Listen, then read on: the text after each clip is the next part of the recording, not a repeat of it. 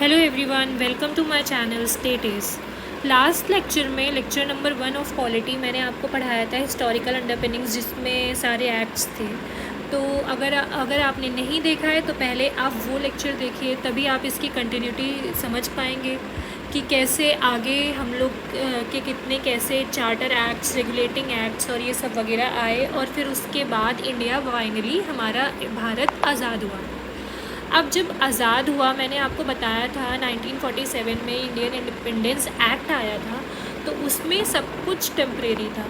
जैसे constitutional assembly जो बनी थी हमारी, वही टेम्परेरी थी। तो फिर उसके बाद हमारे स्टेट्स भी कार्व आउट नहीं हुए थे और वो सब टेम्परेरी थे।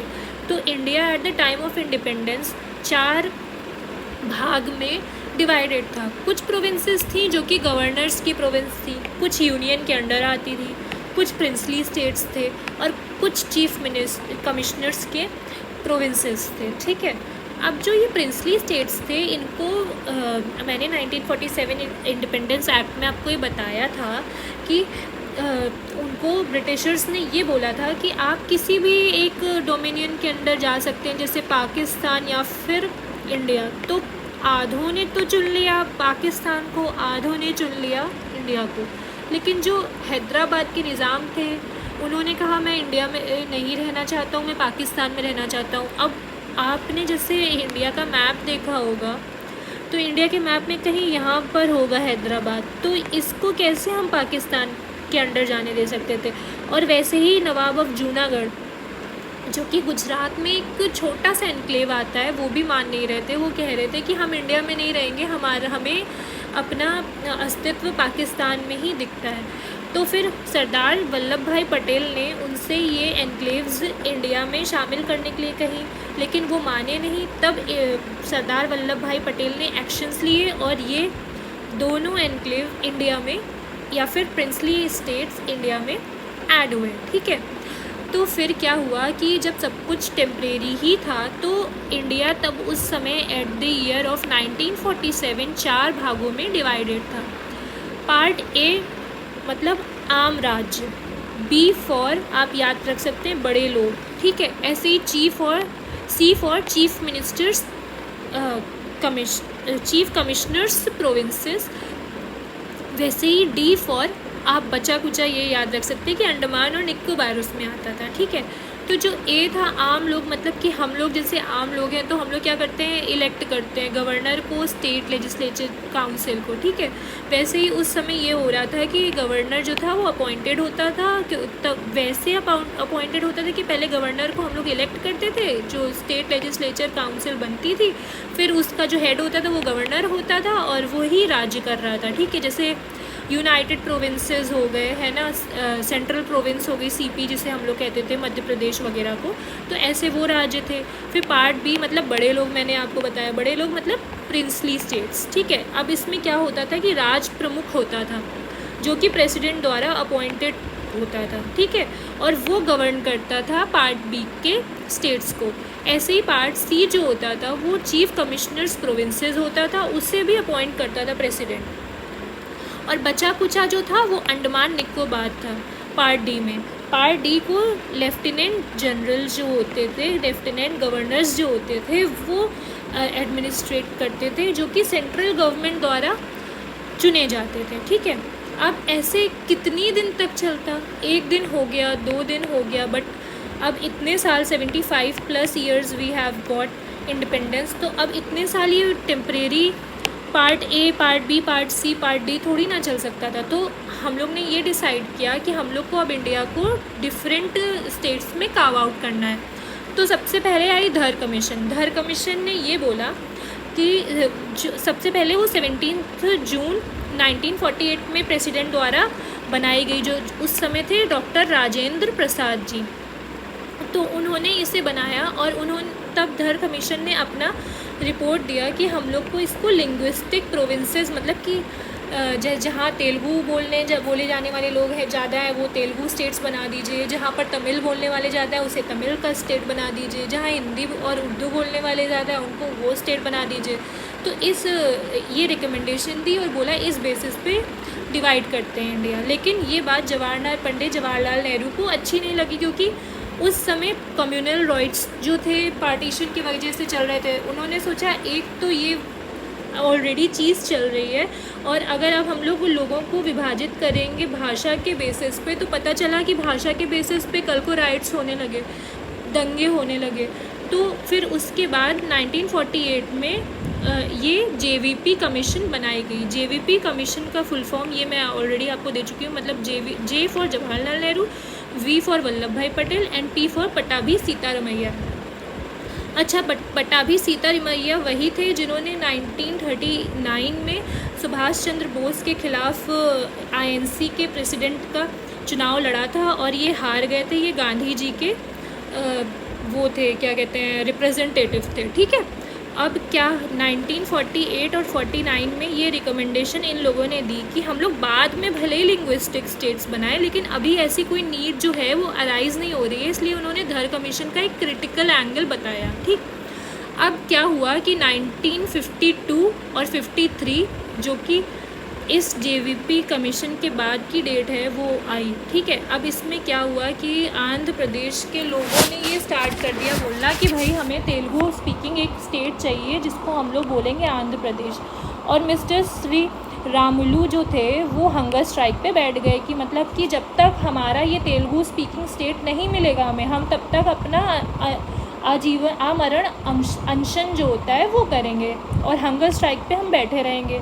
तो मतलब इतना ज़्यादा वो भूखे इतने दिन तक रहे कि वो उनकी डेथ हो गई, जिसकी वजह से मिस्टर नेहरू जो थे वो प्रेशर में आ गए, और उन्हें 1953 में तेलुगु बेसिस पे आंध्र प्रदेश को बनाना पड़ा।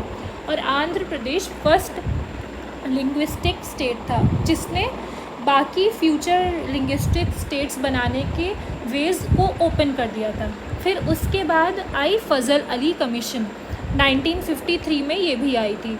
तो जिसने अपनी रिपोर्ट 1956 में सबमिट करी, इन्होंने भी बोला कि लैंग्वेज के बेस पे स्टेट्स बनाने में कोई हर्जी नहीं है, क्योंकि लैंग्वेज के बेस में इंडिया में अलग अलग लैंग्वेज बोली जाती हैं, लेकिन जो एक मेजॉरिटी लैंग्वेजेस अगर उसके बेस पे हम लोग कार्व आउट करेंगे स्टेट्स, तो उससे आसानी से कार्व आउट हो रहे थे स्टेट, और लोगों को भी उसमें कोई प्रॉब्लम नहीं थी, क्योंकि लैंग्वेज जो होती है वो मोस्टली लोगों को जोड़ के रखती है। इस वजह से मोस्टली स्टेट्स जो थे वो लैंग्वेज के बेस पे वो कार्व आउट किए गए। ठीक है, अब क्या हुआ, 7th अमेंडमेंट एक्ट 1956 में आया, जिसमें जो ABCD जो मैंने आपको बताई थी पहले, जो एक सिस्टम रखा हुआ था उसे अबॉलिश किया गया, और स्टेट रीऑर्गेनाइजेशन एक्ट 1956 में जिसने मॉडिफाई किया शेड्यूल 1 को वो आया, और उसके बेस पे लैंग्वेज के डोमिनेंट पे स्टेट्स बने। ठीक है, तो अब आफ्टर सब कुछ जब कुछ हो गया, तो ये हम लोग को समझ में आया कि इंडिया जो कि भारत है वो एक अविभाजित यूनियन है, जो कि विभाजित स्टेट्स से बनाया गया है। मतलब India that is Bharat became a indestructible union made up of destructible units. अब जैसे आपको ये शायद न्यूज़ सुनने में आ रही होगी कि यूपी के लोग कह रहे हैं कि 4 या 5 टुकड़े करेंगे। तो अब यूपी के 4 या 5 टुकड़े अगर मानिए हो भी गए, तो इसका मतलब ये थोड़ी ना है कि मतलब इंडिया के सॉवरेंटी पे या फिर कोई उसके फ्रीडम पे कोई चीज़ या फिर कोई दिक्कत आएगी, ऐसा कुछ नहीं होगा। बट ये स्टेट्स जो हैं वो डिस्ट्रक्टिबल हो सकते हैं, लेकिन जो हमारा भारत है वो हम लोग डिस्ट्रक्टिबल नहीं बना सकते हैं, क्योंकि हमारा भारत जो है वो इनडिस्ट्रक्टिबल यूनिट है, एक सॉवरेन राज्य है। अब आगे बढ़ते हैं और आते हैं union and its territory as a main topic पे। तो union and its territory constitution of India पे आर्टिकल 1 से लेके 4 में दिया गया है। आर्टिकल 1 कहता है India that is Bharat should be a union of states. Union of states मतलब कि इंडिया जो है वो should be carved out of small states from a larger unit. मतलब जैसे अब ये जम्मू कश्मीर, लद्दाख, फिर उसके बाद यहाँ HP आ गया है, मतलब हिमाचल प्रदेश आ गया, ये उत्तराखंड है, ये UP है, इधर बिहार है, ये सिक्किम हो गया, इधर कहीं आसाम है, ये अरुणाचल प्रदेश हो गया। ऐसे ही सारे राज्य जो हैं वो आपस में डिवाइड या फिर कार्व आउट हुए हैं। India is a federation but quasi federal state, मतलब कि इंडिया एक फेडरेशन तो है लेकिन वो क्वासी फेडरल स्टेट, मतलब ऐसे क्वासी फेडरल स्टेट है जिसमें मतलब हम लोग ने स्टेट्स तो बना रखे हैं बट पूरा जो पावर है वो यूनियन के पास है, इसलिए हम लोग उसको क्वासी फेडरल स्टेट बोलते हैं। क्योंकि यहाँ पर स्टेट्स मिलकर एक बड़े यूनियन को, जो कि जैसे कि यूएस में है कि छोटे छोटे स्टेट्स हैं वो मिलकर बड़े एक यूनियन को बनाते हैं जो कि यूनाइटेड स्टेट्स ऑफ अमेरिका है, ऐसा नहीं हुआ है। हर वहाँ पर यूएस में हर स्टेट का अपना अलग कॉन्स्टिट्यूशन है, जबकि ऐसा इंडिया में नहीं है। इंडिया में खाली एक कॉन्स्टिट्यूशन है और हम लोग ने सबसे पहले हमारा इंडिया है और उस इंडिया को हम लोग ने क्योंकि सब डिसेंट्रलाइज करी हुई है अपनी पावर्स, ताकि अच्छे से हमारा इंडिया गवर्न हो सके, ग्रास रूट लेवल के पीपल तक जा सके हर पैसा, हर रिसोर्सेज, और इंडिया अच्छे से डेवलप होकर के आगे बढ़ सके। ठीक है, अब आर्टिकल 3 जो है वो आर्टिकल 2 में भी ऐसे ही आगे दिया गया है। फिर मैं आपको इम्पॉर्टेंट आर्टिकल्स जो कि एग्ज़ाम में बहुत इम्पॉर्टेंट है वो पढ़ाऊँगी, क्योंकि जो बाकी के आर्टिकल्स हैं वो इतने पूछे नहीं जाते हैं और ना ही उनका इतना रिलेवेंस है, क्योंकि आर्टिकल 2 भी आर्टिकल 1 का ही आगे उसका थोड़ा विस्तृत रूप है। अब आर्टिकल 3 जो है वो मैंने ऐसे पढ़ाया है कि फ़िदा नाम से आप इसको याद कर सकते हैं। अब क्या था कि कॉन्स्टिट्यूशनल अमेंडमेंट करके ही हम लोग कोई स्टेट फॉर्म कर सकते हैं, उसका एरिया बढ़ा सकते हैं, उसका एरिया डिक्रीज़ कर सकते हैं, बाउंड्री ऑल्टर कर सकते हैं या उसका नेम ऑल्टर कर सकते हैं। लेकिन ये कॉन्स्टिट्यूशनल अमेंडमेंट तब होगा जब प्रेसिडेंट की रिकमेंडेशन पे स्टेट लेजिस्लेचर जिसके नाम पे जिसमें ये काम किया जा रहा है वो हाँ बोलेगा, फिर प्रेसिडेंट यहाँ पे लोकसभा में बताएगा कि वो उन लोगों ने हाँ बोली है, तब वो प्रोसीजर आगे बढ़ेगा। अब जैसे तेलंगाना जो था वो यहाँ आंध्र प्रदेश से कार्व आउट हुआ था, तब वो बिल जो था वो गया था आंध्र प्रदेश की स्टेट लेजिस्लेचर असेंबली में। उन लोगों ने जब बोला था, वहाँ से वोटिंग आई थी कि हाँ ऐसा हो सकता है, तब ही अमेंडमेंट पास किया गया था और तेलंगाना बना था। ठीक है, अब ये तो हो गई ये बात। हमारे फाउंडिंग फादर्स ने ये नहीं सोचा था कि आगे आने वाले समय में बेरूबारी जैसा कोई भी केस सामने आएगा। अब बेरूबारी क्या था? कुछ नहीं था, वो यहाँ बंगाल जो था पहले ये वेस्ट बंगाल था और इस बांग्लादेश को हम लोग ईस्ट बंगाल कहते थे क्योंकि ये इंडिया ही का हिस्सा था।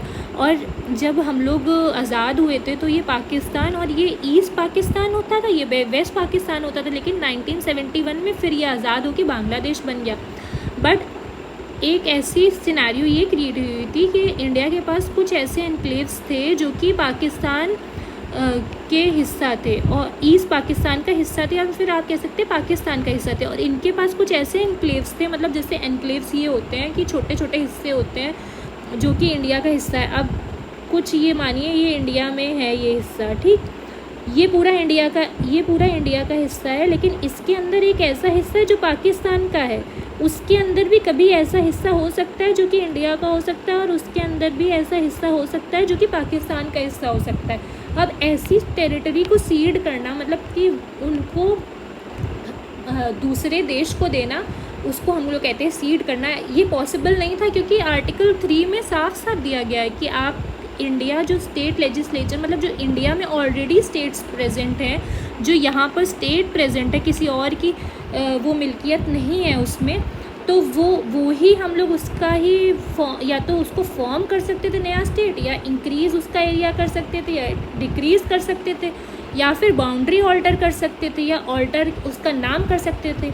अब आप सोचेंगे कि बाउंड्री तो ऑल्टर कर सकते थे ना, तो ये यहाँ पर अगर मानिए ये जो हिस्सा था ये इसको भी ऑल्टर करके इसको दे सकते थे, लेकिन ऐसा नहीं था। ये ऑल्टर मतलब हम लोग अपने ही देश में ऑल्टर कर सकते हैं, ये नहीं कि ये हिस्सा जो है इसको हम लोग इसको दे सकते हैं। ऑल्टर का मतलब कि अपने ही देश में सही, मतलब उसको काट पीट के जो भी करना है वो अपने देश में करना है, ठीक है। लेकिन ये हिस्सा था, ये हमें इस देश को देना था। तो अब क्या हुआ कि बेरूबारी केस हुआ और कॉन्स्टिट्यूशन में अमेंडमेंट हुआ और उसके तहत आर्टिकल 3 में कुछ हम लोगों ने सब आर्टिकल्स डाले और फिर बेरूबारी को पाकिस्तान को दिया। आई होप आपको ये समझ में आया होगा और आप इसको अच्छे से पढ़ के रिवाइज़ करिएगा और अपने खुद के नोट्स बनाइएगा। अगर आप पॉसिबल नहीं है नोट्स बनाना तो मेरे टेलीग्राम चैनल जो कि मैंने डिस्क्रिप्शन बॉक्स में दिया है उससे आप ये नोट्स जो है PDF जो है वो आप डाउनलोड करें और इसे पढ़ें, अच्छे से पढ़ें और फिर इसको लोगों को जो कि मतलब जिनके पास रिसोर्सेज नहीं है पढ़ने के लिए उन्हें फॉरवर्ड करें। Thank you.